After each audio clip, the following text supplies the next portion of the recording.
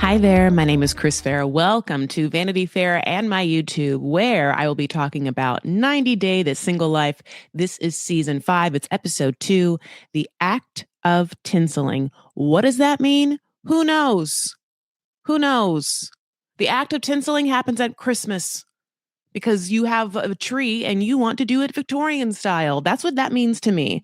Now, I realize that's from a Christian centric point of view, but that is what that means to me. Now, I can only assume tinseling, meaning making even more beautiful something that is great. For this episode, perhaps the red bikini on Sophie, the act of tinseling. We'll get into it.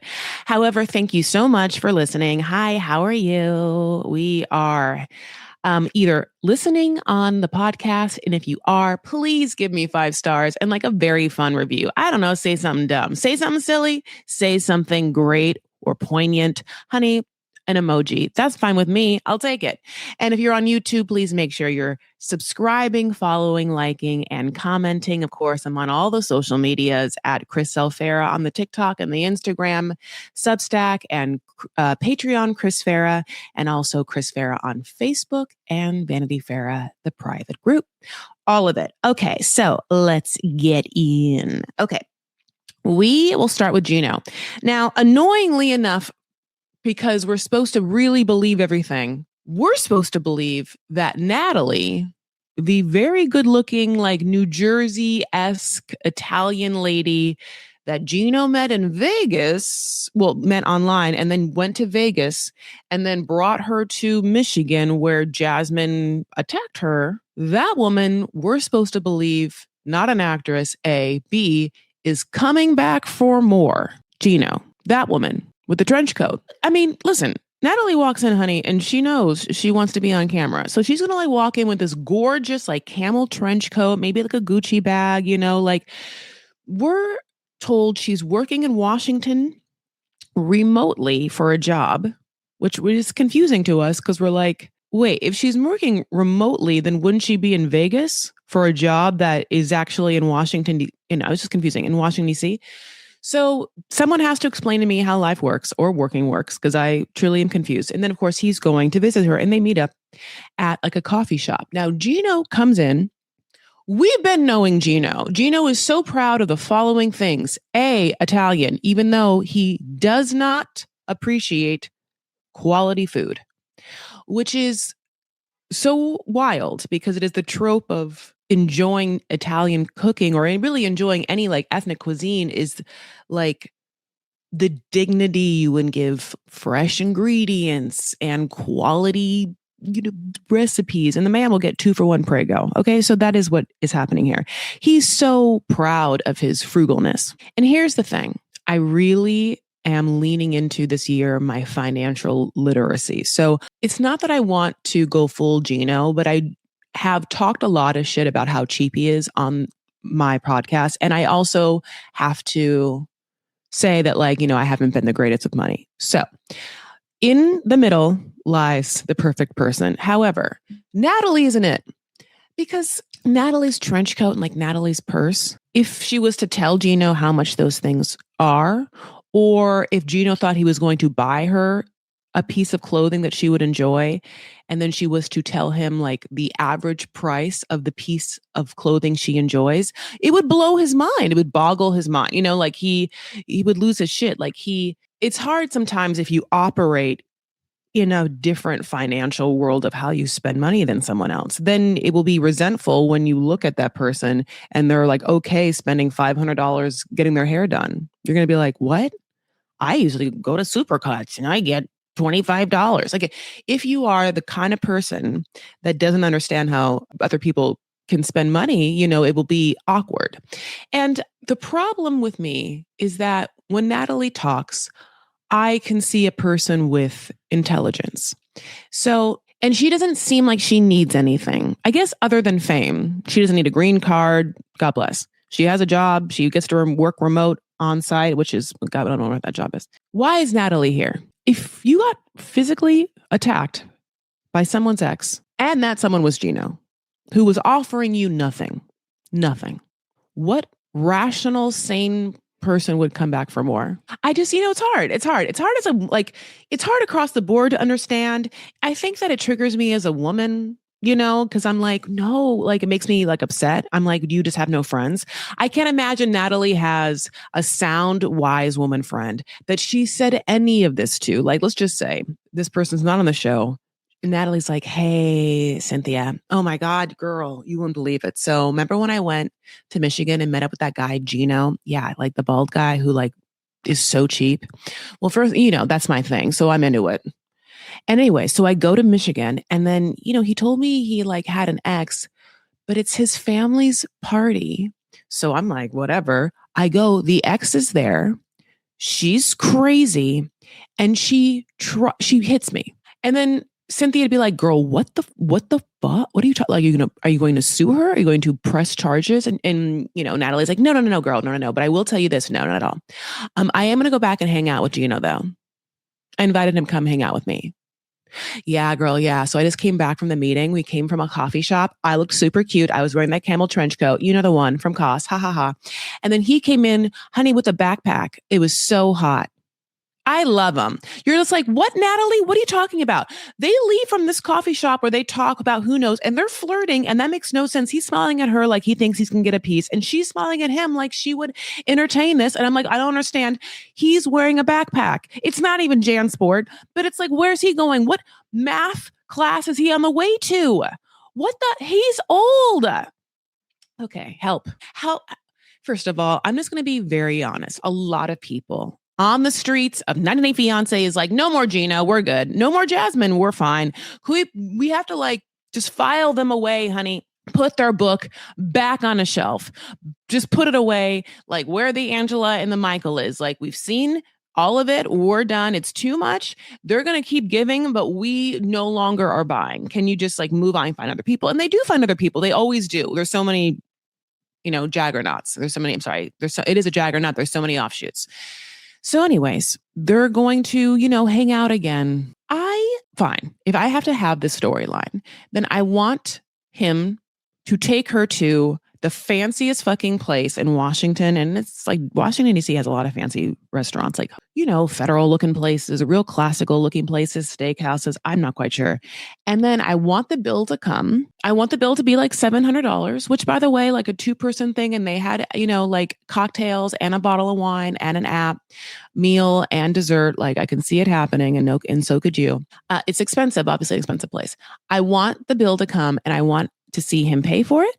I either want to see him ask her to go 50-50, or I want to see him ask her to pay for it. Or I want to see him try and ask her out and then like have her go to, a Red Lobster or an Olive Garden. And then still like, he's going to be like, is there senior discount before 5? That's going to happen. It's not just the money. It's just the lifestyle. It's the clothes. Like the minute she sees him, she's like, he's not for me. It's the fact, obviously, she got accosted from him. None of it's believable. It's just, it doesn't make sense. How desperate is Natalie? Like, she has to assume that we would look at her and be like, this bitch has no other fucking options. And she's a cute girl with a job. Long ass hair, good body, pretty face, seasoned, cool, on TV. I know she's like, I'm not saying, listen, it's hard to date, but if it's Gino or bust, then it's bust, right? I don't understand even from that point of view, because that's the part I think that like triggers me as a woman, because I'm like, okay, so Natalie, you're just like, either wink, wink, I want to be on TV and want to be famous and I'm being paid for this, or B, I am the most desperate, sad, lonely, I'm going to die alone woman, that I will put up with a Gino who has not protected me physically from someone he lied to me that wouldn't be around, his ex-wife. Like, it's just too much. Okay, help. I'll move on. I get like mad. I wish I wouldn't. I wish I would just calm my nervous system and just like keep all my reactions for me. I wish I could just like be chill about it. I wish I could just like wink, wink and allow or whatever, but I obviously can't. And it's annoying. And it's like, please just don't make life stupid for me to have to watch. Please just allow me to watch this stupid ass show without being like, no. And if you can't have a storyline for Gino, that's a reason why you should fucking shelf him then. Then you don't have something for him. Then his family hates him and they won't, record with him. Then no woman will actually be with him. Then his whole life is masturbating, eating shitty marinara on top of dry spaghetti and trying to find new women online, sugar babies online, then that's what his life is. It's not watchable. Okay. Oh my God. I'm moving on. Let's move on to someone fun. I'm super excited to talk about Colty and Courtney. You're like, girl, bipolar. It's like, but no, I actually am. Colty and Courtney I'm excited about. It's hard to say their names, but it's exciting because they are bringing levity. Also, there are a couple on the show that we know started off obviously both American couples with both foreign people from different seasons. Then obviously they get together on the show. We watch 90 Day Hunt for Love. That all happens. It's weird that they get together the way that it happens, which is that Colty breaks his leg and then Courtney kind of just like takes herself out of the entire experiment because she doesn't want to deal, with Soulja Boy. And so she's kind of, and definitely not Tiffany. And so she's like, I'm just going to hang out at the hospital. And then she forges a relationship with Colty. And then, because he has nothing and his mom left the country. Debbie. So Coachy, it's more like that. I forget there's two Debbies. Coachy, it's that. He ends up moving in with Courtney and Courtney's parents in Florida. And we get to see Courtney's parents. They're so super cute. They're like golf buddies. When you see two people, just like two married people that like have been married for a long time and built a whole family, that they're just like little symbiotic twins. You're like, oh my God, just day in, day out. They look alike, they sound alike, they're just golfing and having fun and making jokes and just like, slightly laughing at them and then just living in Florida, beating the heat with crushed ice.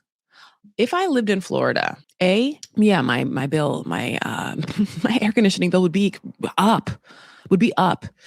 My God. Courtney's dad wants it to be at 76. That's too hot. 76? 76 degrees? No. Like, I think that universally, I thought that universally, people assume, I think the thermostat's at 72. That's too hot for me. I want it to be at 70, right? In Florida, 76 feels like you are basically just like putting hot air on you. Just put it. So and I get that the bill is high. I don't know what fans, do they have those swamp coolers? Are they just, I don't know. I'll tell you another thing. I would absolutely get a pellet, like Sonic style ice maker.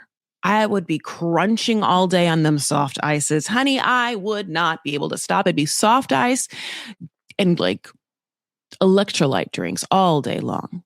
And once I got past a certain age and everything was fine, alcohol, probably. I mean, I don't know. Something like that, probably. I don't know. I don't drink now, but maybe, I don't know. I would just gummies. Who knows what happens when you're hot in Florida and older.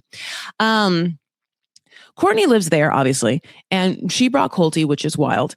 And she also is just like, I like living with my parents. It's better than any roommates. I'll tell you right now, I like that retirement lifestyle. And I'm like, yeah, Courtney, I get that too. Courtney has always been, to me, like refreshingly honest. She seems to have like no airs about her. She kind of just says things. Like she just said, like that's the beauty of like why I think she works on a reality show. Courtney dryly says the absolute truth. And she's kind of like, so I like it. Okay. So basically her parents are like, girl, when we were your age, we had like a whole ass home and kids. And Courtney's like, must have been nice for you. Yeah. Here's the thing. Courtney's generation, my generation, all of our parents had better lives than us at this moment in time. At the time in which we are alive now, our parents were killing it. Most of them. That's almost generational trauma. I don't know what to say. It was just like, well, something happened. Good for you. Oh, wait, you fell in love? Oh, you already had kids. You already had a house. It was all working out for you, just like making money on money investment accounts. Cool. All of that, just like found your soulmate. Now you guys are just growing old together, look just like, sound alike, do whatever you want to do. You're just like peas in a pod. Cool. Great for you guys. Must be nice. I'll tell you what I'm doing. Bumble or whatever. That's whatever. Or she's, God bless, nursing Colty.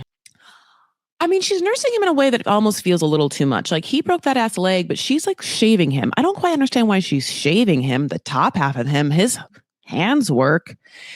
There is an appeal to Colty, and I I'm trying to isolate what it is. I'm going to say that it has to happen. I'm assuming it has to happen with the following things: sense of humor, a certain like attention to detail, or like a certain kind of cerebralness that when he points out things about a woman, they feel seen. Maybe they like his eyes or his tone of voice. Maybe he comes on sexually strong and feels also at the same time non-threatening.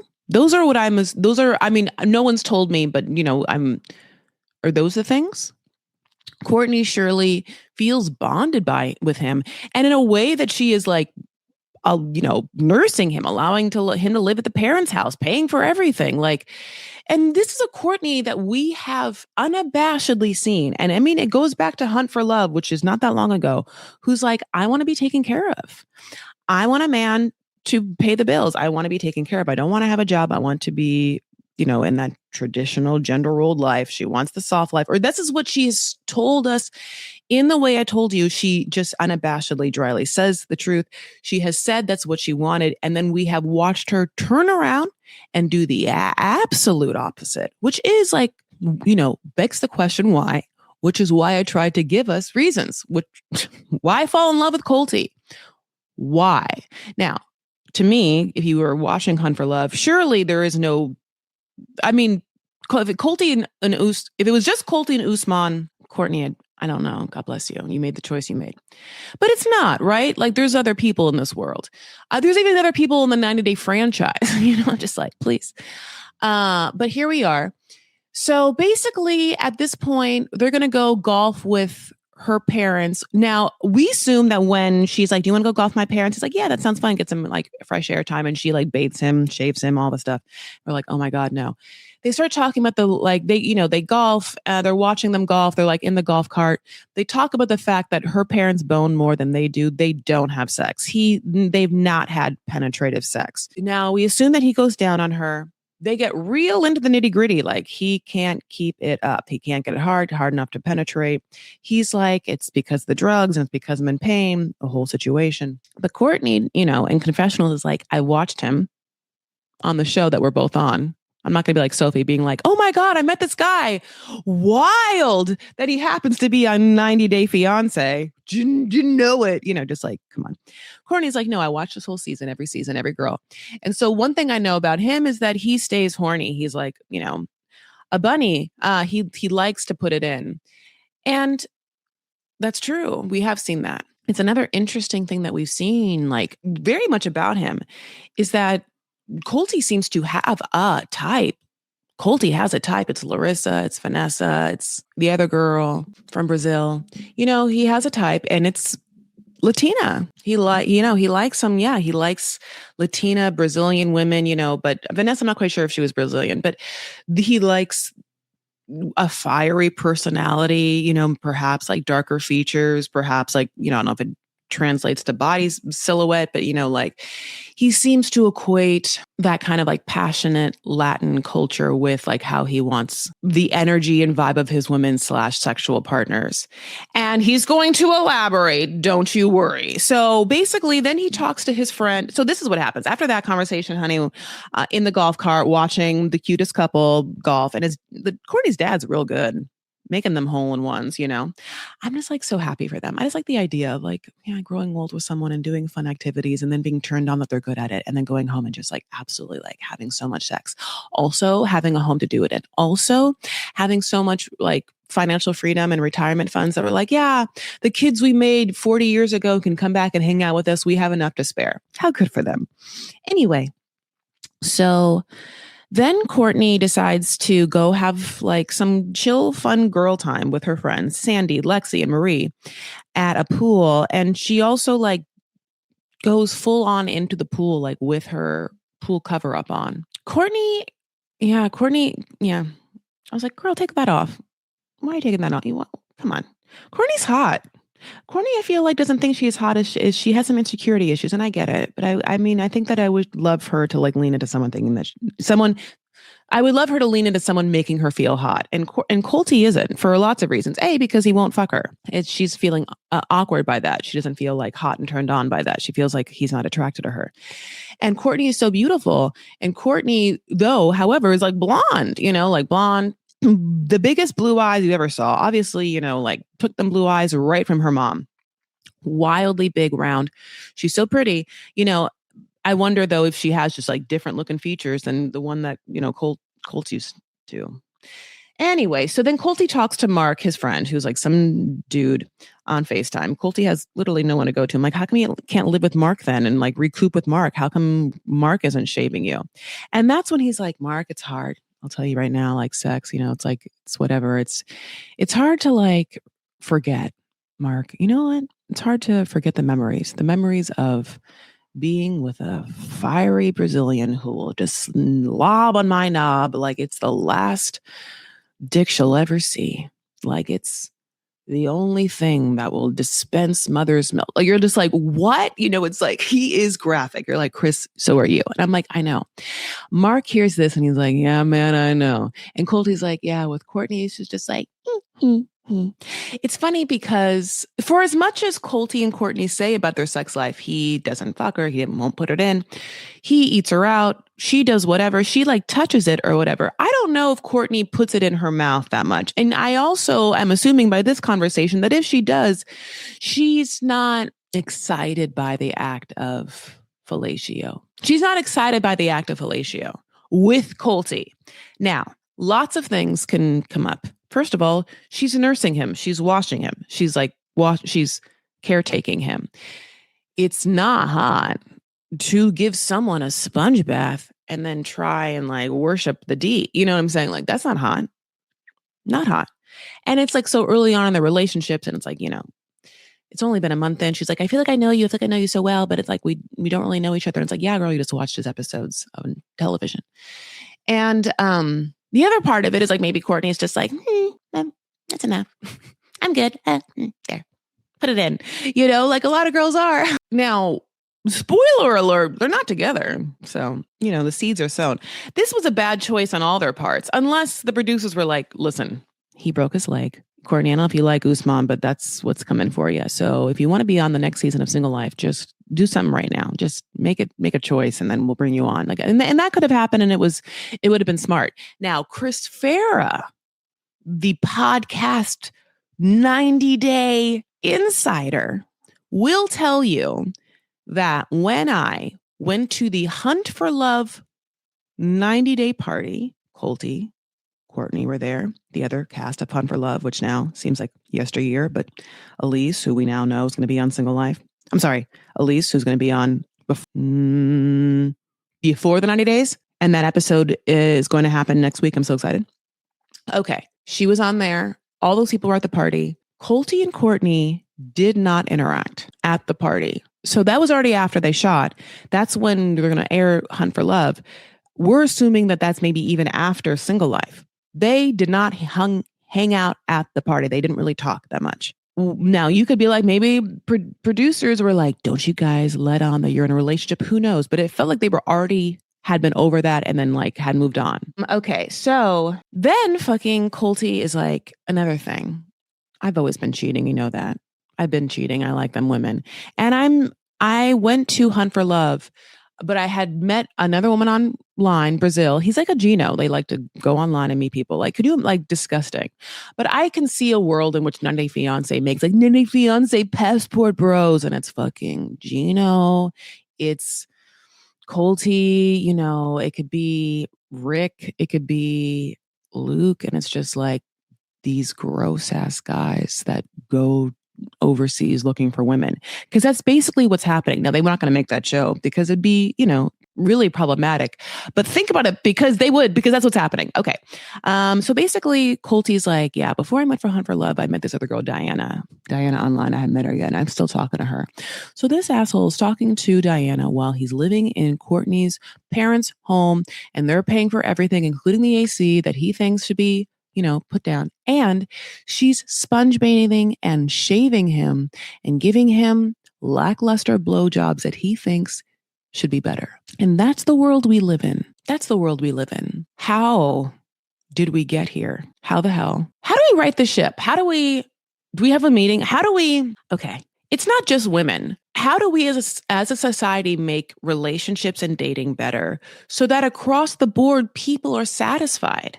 Like people feel loved and happy and fulfilled because the Genos aren't, right? Like they're going to end up alone. And Colty for sure will. Like no one from these situations, except for the women that move on and learn how to like spot good men or good relationships, good partners, change the things about themselves that want to like cater to and help shitty, weak men. Like how do we right the ships in our souls and our hearts and as a society for the betterment of all?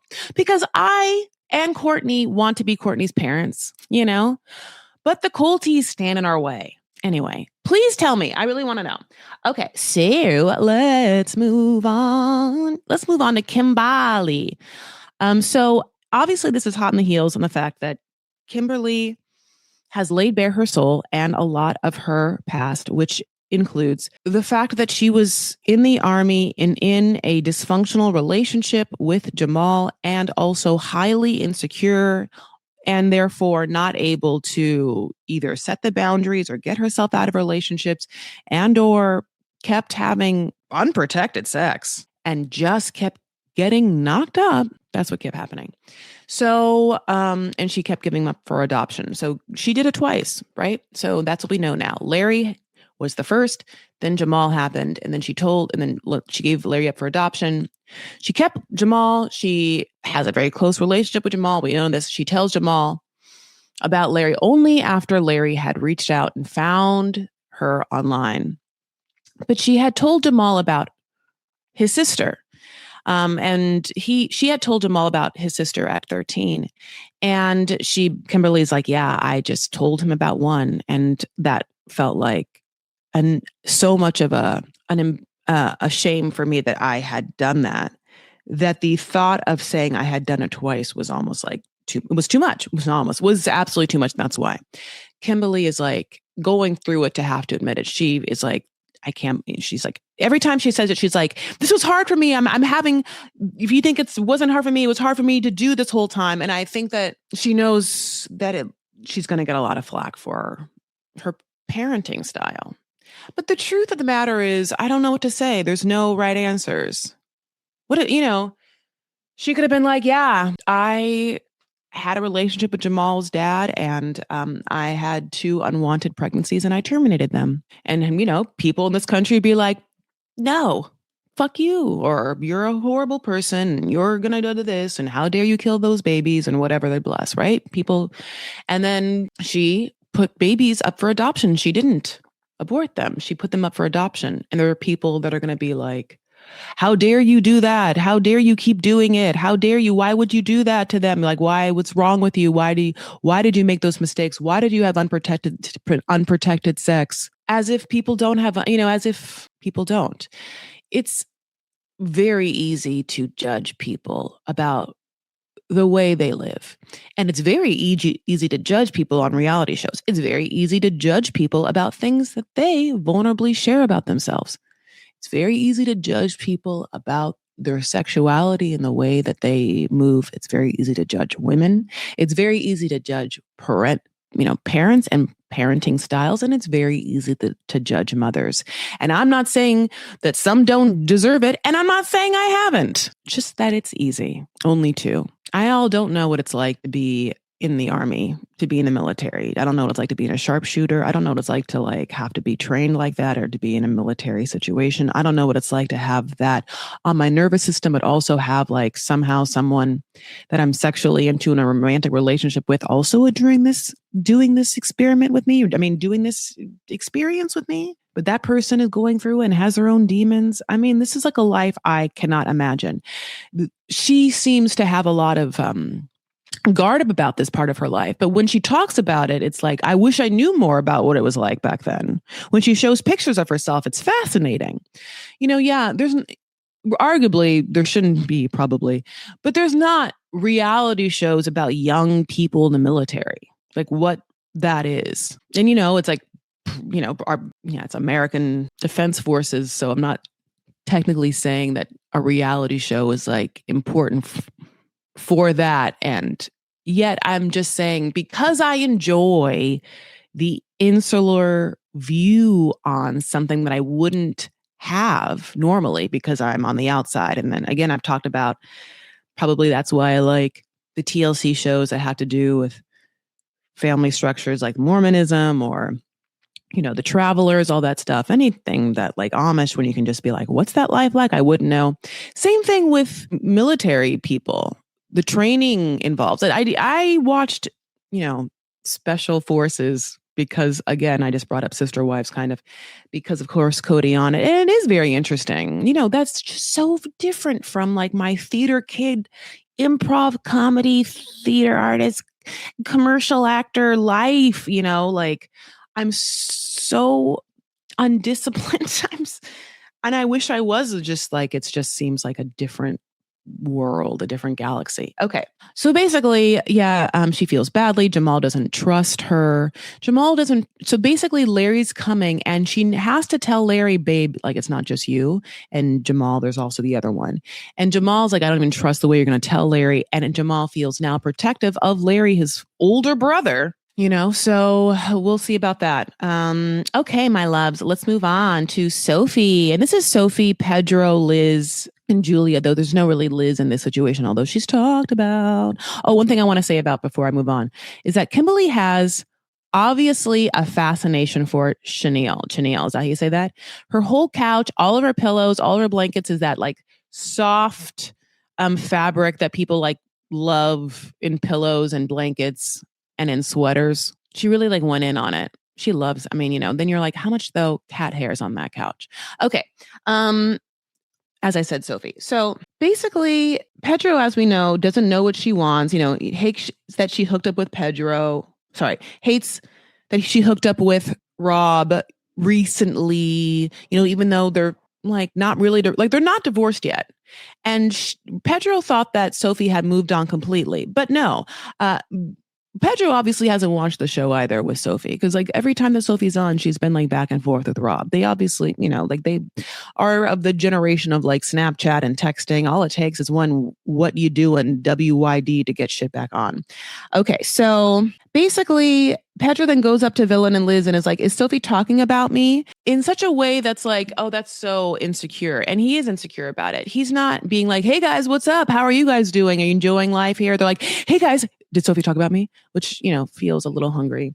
And Liz is like, well, no, just like, no, that she is enjoying her time here. And this is so fun. Just like, yeah, she's just, still healing from her past. That's what she says to Pedro, but Pedro takes it to another level. He feels like he's coming on strong. And is she ready for a relationship? We cut to Sophie. Sophie's in her room with Julia. And she's like, hey, girl, let's pick a soups cute outfit. It's like my day going to the beach / date with Pedro. Should I wear this yellow tight bodycon, super hot dress? And I was like, put it on, girls, and look so good. And Julia's like, yeah, it's beachy. And then she's like, or should I wear this red number? Julia looks at the red number. She's like, well, he's gonna be staring at your boobs the whole time. And Julia's like, great. Okay, red number. Julia, is right. Sophie puts on the red number and it's like just like a bikini, like a I forgot what it's called. Triangle square bikini. It's kind of like fruit, what do I call it? Like fruit netting bikini. I don't know. Anyway, she looks hot. Sophie is so, ideal. Ideal for consumption, like that it is exciting to specifically be in the vantage point of like the camera behind her and watch men react to the vision of her, which is what we get. Like we get exactly what I said. She walks in with her like just, really hot body. And we get Pedro's reaction, which is like, you are stunning. You look beautiful. And she's like, thanks. And she's like, do you like my hair curly or straight? And he's like, both. He's like, you're so hot. And she really has him wrapped around her finger and she knows it. And here's where it gets like interesting. She sits down, they go to like this beautiful, like fruity kind of like fruit forward breakfast lunch thing. Lunch, there's so much like fruit. Oh my God, I die for it. Give me watermelon, give me like pineapple, give me like ripe ass pineapple, like almost brown, not really, just golden, just golden pineapple. Pedro, for some reason, thought they were exclusive, which Sophie was like, nope, not ever. Now, even in Pedro's talk To us previously, we assumed that they weren't exclusive. We assumed, and by we, I mean me, that they had hung out a couple of times at some clubs or whatever, that he was like, hey, the cameras are going to follow me. We're both on the show. My sister loves being on the show. So, and it's cheap to like film here. So we'll throw a party for our sister. Why don't you like come hang out and we'll date, or like, we'll see what's happening. That's what it seems like. And Sophie was like, cool, I'll look hot, you know me, and bring some friends. Now Pedro's like, we're exclusive. And that just doesn't feel like it's true. It just doesn't feel like they're actually exclusive. Like, he's not calling her my girlfriend. Like, he didn't introduce her as my girlfriend. If he thought she was exclusive, he would have been saying my girlfriend the whole time. They would have been booed up. They're not booed up. He definitely feels like he thinks he's in the courtship state of this. And he's doing a good job. He's actually doing all the things that, would be lovely. Someone like treating you like a queen, putting so much effort, like making you feel like you're irresistible, like craveable, how hot you are, And Sophie's like, Sophie, for all intents and purposes, does have probably other suitors. And she makes it known that she is allowing her time to be spent considering all her options. And it's funny, it's like from a game playing point of view, like from like the 90s, like the rules, like that kind of like, this is what you do to like hook men. Like that's what you're supposed to be doing. You're like, and that kind of like, yeah, never always be dating multiple people. Oh, never let a man, like until he's whatever, your chosen one, like vet him and like make him think you have other people and blah, blah, blah. It's so interesting. It's like, yeah, I guess that's supposed to be the thing. Now, I don't know if either one of these people think the other one is like for them forever. Pedro seems to be like, I want to have kids with her, which I love that for him because he's going to be taught a lesson, which is, I don't know why you think that. What part of her has like kept you thinking that she's going to be great mom material? Boy, do you have like, a certain type. It's just that, yeah, I love this for everyone. And I feel like I need to be taught a lesson too. I like to think that I don't fuck around with anyone until I like them, until I know I like them. And then I'm like, oh, good. I really like anyone, but I do like you. So let's just fuck playing games and just like enjoy this. But I think that other people live in this like other world where you have to like be like, I don't know, okay, or whatever. You have to just be like really blasé about it. Or guarded or in a place of not wanting to be in a relationship, but still trying. It's like I'm either wanting to be in a relationship or not. And the minute I decide that I want to, then I kind of just go through my life and I rarely meet people I like. But then if I actually want to be in a relationship and actually meet someone I like, then I'm like, that's interesting. And if that person likes me again, then I'm like, okay, cool. Can we just do this then? I think it's annoying to have to like move on from that. But I guess there's all the other parts of it. People don't want to be in a relationship, yet they're meeting people. People think they want to be in a relationship, yet they don't.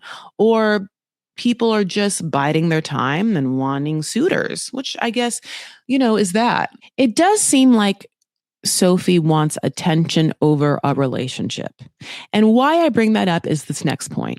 So then Pedro says something Bananarama's crazy, which is like, he says that Liz said that Sophie thinks that he's like maybe coming on too strong with the stuff in the van. That's not what Liz said. And then Sophie is like immediately mad at Liz. She's like, well, I don't even really know Liz.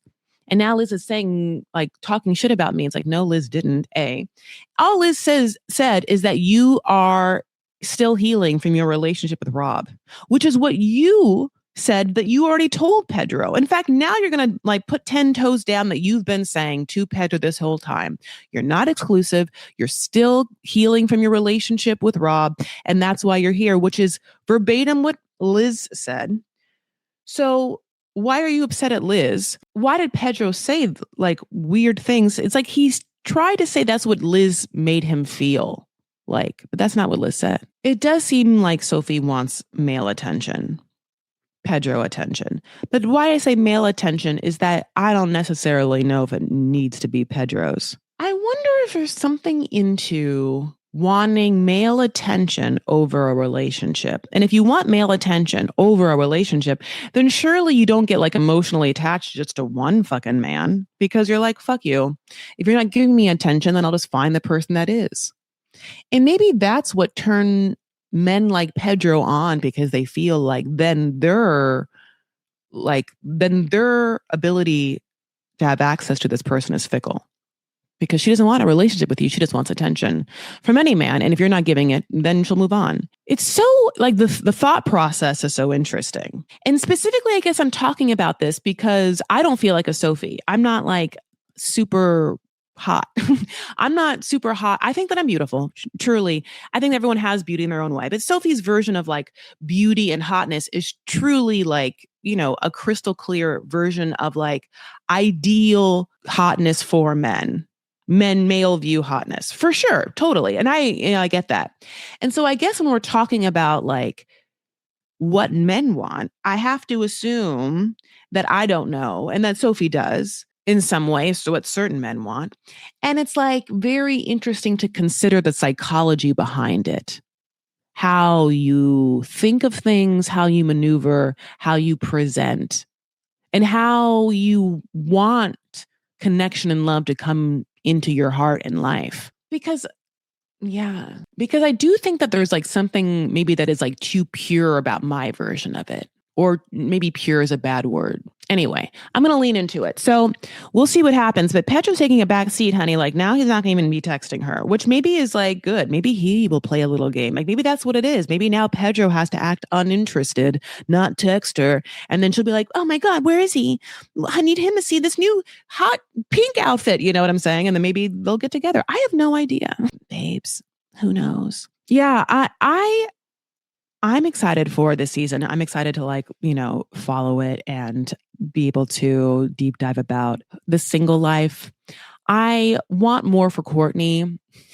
I don't want to see Courtney get fucked over. It's making me really, really sad. I know Vanya's coming. I'm excited. It's interesting because it's like, I know Elise is coming on before the 90 days. It would have been interesting to see Elise on here though, on Single Life. Anyways, my loves. No men from Hunt for Life made it over to Single Life. No Cole, no Carlo. Interesting. All right, coming up, are you watching Love is Blind? That'll be coming up. Of course, I keep talking with the fact that I'm in mid-move, which has thrown my life into a frenzy, also made my scheduling and my literally my shooting place difficult, but all of it's coming. So do know that. Traders, Love is Blind, I'm on it. However, a little behind.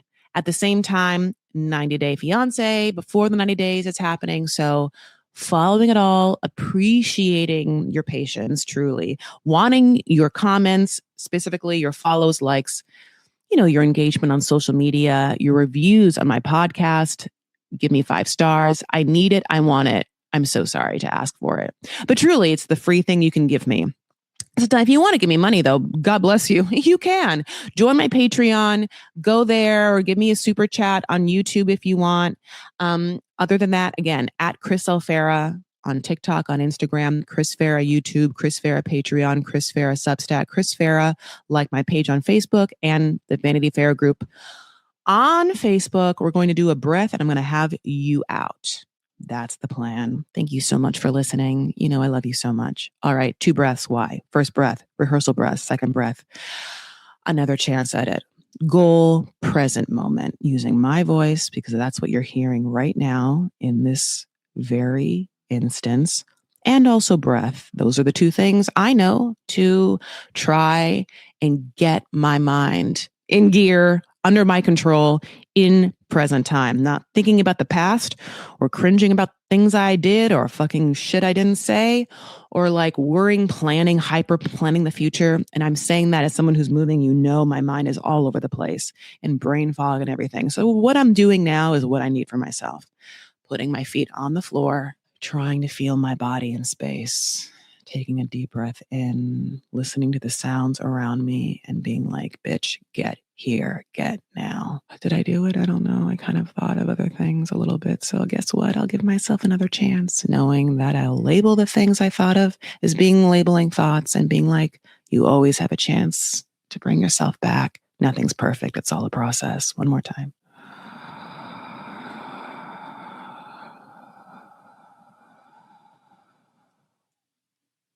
All right. I think I did it. I did it. I don't know. I did it. All right, my loves, take care of yourselves and one another. Stand up for what you believe and make art, and I'll talk to you later. Bye.